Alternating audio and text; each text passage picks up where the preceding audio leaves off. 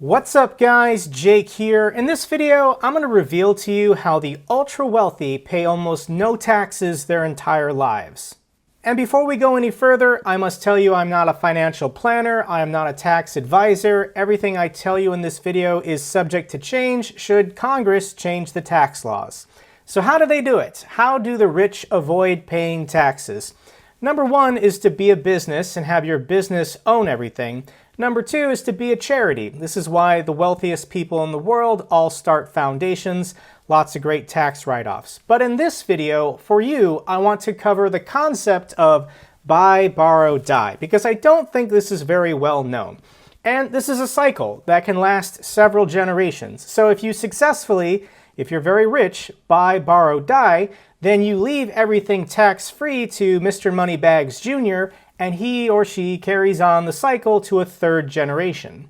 And some of the wealthiest people in the world have figured it out that paying themselves large salaries is very tax inefficient. If you pay yourself millions of dollars as the CEO of a company, you're just going to lose 37% of it to the federal government plus whatever the state is going to take in state taxes. So these very clever individuals have figured it out that rather than paying themselves a large salary, they're better off paying themselves dividend distributions or paying themselves in company equity, company stock. So if you sell company equity or stock or you receive a dividend, you'll get long-term capital gains tax rates. So if you're paying yourself millions and millions of dollars in company equity or dividends, you're only paying 20%. Whereas if you were paying yourself a large salary, you'd be paying 37%. That's almost twice as much in taxes.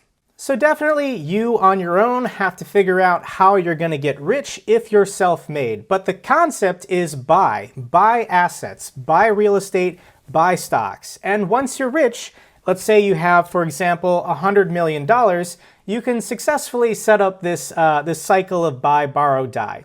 But how do you do it? How do you fund your lifestyle of mansions and mega yachts and fast cars and cool stuff? If you want money today to fund your lifestyle, you have two options.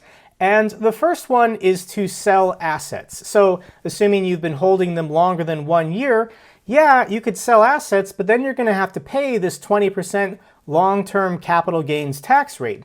What is your better option? And your better option is to borrow money. Now, if you're ultra wealthy, there's lots of people who want to loan you money. The easiest way is to just use margin with your broker. You can go to an investment bank or a private bank and get a personal loan. And what you're doing is you're using your assets that you've been buying, real estate or stocks, as collateral. The bank or your broker doesn't worry about you defaulting on your debt because they know they can seize your assets should you not make your payments.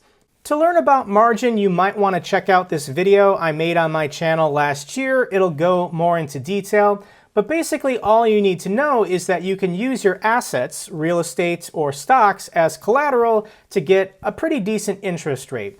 And the more you borrow from your broker or an investment bank, the lower the interest rate they'll give you.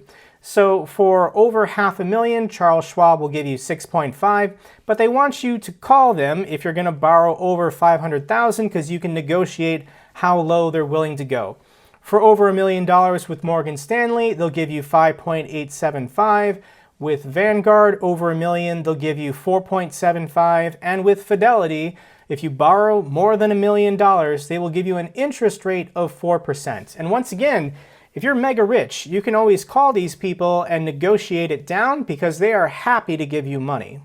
So let's think about our two options if you actually are in the 9-figure club. Let's say that you want $10 million today, cash in your bank account, in order to fund your lavish lifestyle and live large. How do you get $10 million to do exactly what you want to do? You're rich. Well, your first option is to sell assets, sell real estate or sell stocks. Now, if you do this, you're going to have to sell more than $10 million. Because the IRS is going to take 20% right away. We'll ignore state taxes. So let's say you have $100 million, you want $10 million today to buy your mega yacht or a mansion. You're going to have to sell $12.5 million because $2.5 million, 20%, goes straight to the IRS. So once you have your 10 million in cash, you're left with only 87.5 million investments. You're no longer in the 9-figure club, you're basically poor. So instead of selling, let's instead borrow against our assets by going to our broker or a bank and getting a loan. So let's do a side-by-side comparison of the numbers against somebody who borrows against their assets versus someone who sells their assets. And remember, we want that $10 million to fund our lavish lifestyle. And here are the numbers. If you borrow $10 million against your assets, you still have $100 million in assets. Net, yes, you're down 10 million, but that 100 million in real estate or stocks is still earning you a return every year. Let's go ahead and assume an 8% return on average over the long run. So because we didn't sell anything, we still have this $100 million working for us, appreciating in value, real estate and stocks, on average, maybe 8, 9, or 10% a year. However, we now have a loan, we have debt, margin, whatever you want to call it, of $10 million costing us 4% a year. How much is that in dollars costing you? 4% of 10 million is $400,000. A speeding ticket to somebody with assets worth 100 million. So to rearrange these numbers, you can think of it this way. We still have $90 million in assets appreciating every year at about 8%. And $10 million of those assets is only net appreciating at 4%. It was 8 had we not taken the $10 million loan, but because we have $10 million outstanding against it costing us 4, it's net only making us 4%. So let's go ahead and go back to the person who sold their assets to fund their lifestyle. How are they doing now? Well, we said that they're going to have to pay taxes and they sold their assets. Those assets are no longer working for them. So they only have 87.5 million earning themselves 8% a year.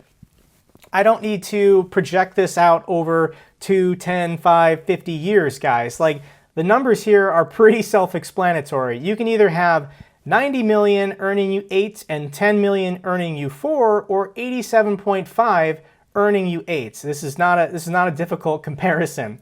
So for the ultra wealthy who borrow against their assets, this is financially a better decision 100% of the time to fund their lifestyle rather than selling assets. You sell assets, they're gone, it's costing you 8% a year or whatever you were making as a return. But if you just borrow against them, and as long as the interest rate is less than what you're gaining in value year to year, you're better off just borrowing 100% of the time.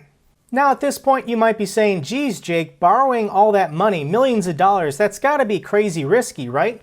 Well, if you borrow 10 million and your assets are worth 100 million, that's only a 10% margin rate. Most brokers and banks are probably gonna be willing to lend you up to 50% of what your assets are worth. And you don't get margin called until this gets to 70%. So if you have $100 million in assets, I mean, don't borrow more than 50% basically. But if you're only borrowing at a rate of 10, 20, 25%, you're not really at risk. And as long as your assets are outpacing the interest rates you're paying every year, you're net making money by never selling. So back to the cycle of buy, borrow, die. We covered buy, we covered borrow, and another way to think of it is if you pay yourself a salary in millions of dollars, you're going to lose 37% in federal taxes. But if instead you fund your lifestyle by borrowing against assets, you're only going to be paying 4% in interest. You have the same amount of money, either pay yourselves millions or borrow millions, and borrowing only costs you 4%. Oh, and by the way, did I mention that margin interest debt is tax deductible? That $400,000 in interest on the $10 million you borrowed, you can deduct that against other forms of income. So basically it's like free money. We've come full circle now to the die step, and believe me, the ultra wealthy don't want to die, they don't plan to die, but they haven't figured out how to live forever yet. And when you get to the die step, you need to understand something called the step-up basis for estate planning and tax purposes. My previous video on this channel covers this more in detail. Check it out. But basically, when you purchase assets or receive assets, that is your cost basis, the market value of those assets that day. So if you have bonds, mutual funds, stocks, real estate, and your cost basis is $100 million, and then over 5, 10, 20 years, it appreciates to be worth $500 million, you have $400 million in unrealized long-term capital gains. And the federal government doesn't get any money until you sell. You have to sell, realize long-term capital gains, and then pay your 20% in taxes. So what the ultra-wealthy do is they never sell. They just hold forever. They then die, and according to the step-up in basis, when they pass it on to a child or a beneficiary, the beneficiary gets the assets stepped up to the fair market value of the investment on the day of their death, and it stays a long-term capital gain for tax purposes. So this $100 million cost basis for the parent doesn't matter. The child gets it, and on day one of their inheritance, this is their new cost basis for tax purposes. So they can sell as many of these assets as they want and pay no taxes. I am oversimplifying it with throwing out these large numbers of $100 million.